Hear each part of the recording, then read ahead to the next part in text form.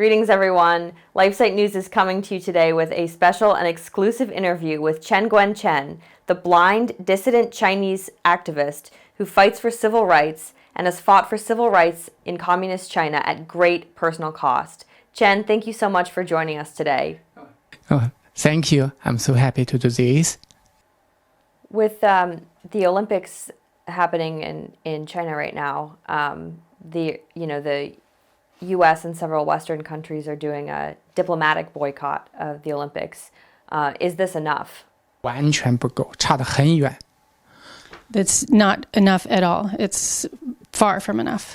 中共是一个 The Communist Party is a mafia organization that has completely kidnapped and controlled the entire country. The idea that Western nations would cooperate with this government, would participate in this kind of event, is embarrassing, and they shouldn't do it. Even though the United States has said publicly that they're doing a diplomatic boycott, in the end they've sent 18 government officials to the games. So I feel that this is a way, it's sort of tricking the American people, and it's going against America and American values.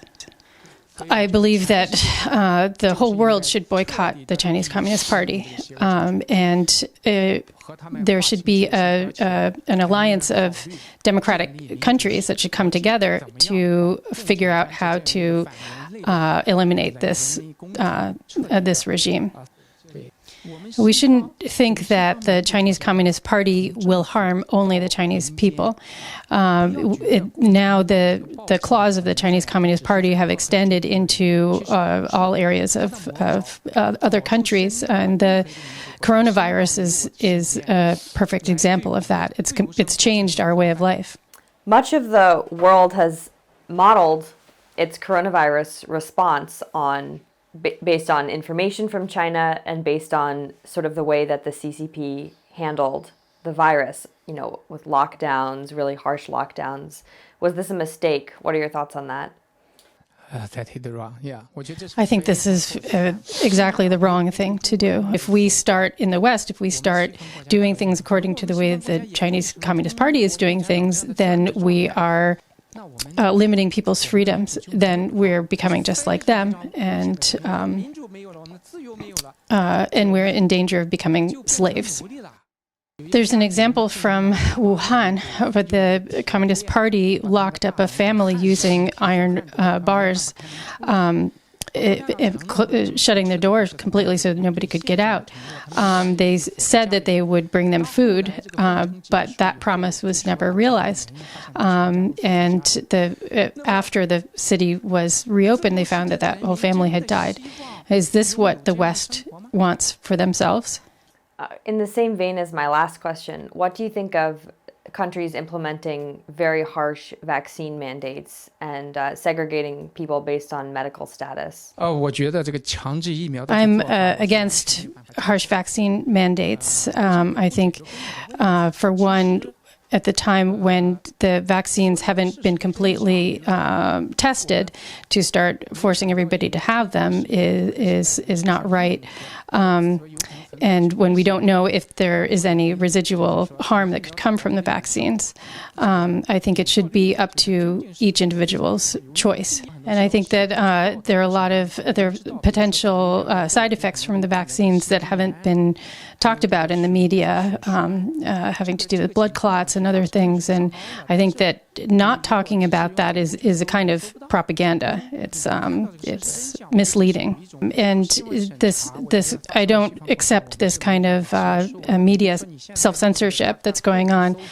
For example, if you look up side effects from the vaccines on DuckDuckGo, and you look at the same search for the same things on Google, you'll see that the differences are vast.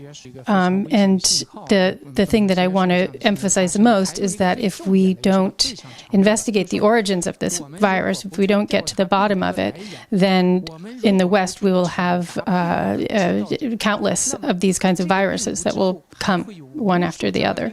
China has supposedly relaxed its one-child policy, but there are still reports that forced abortion is common.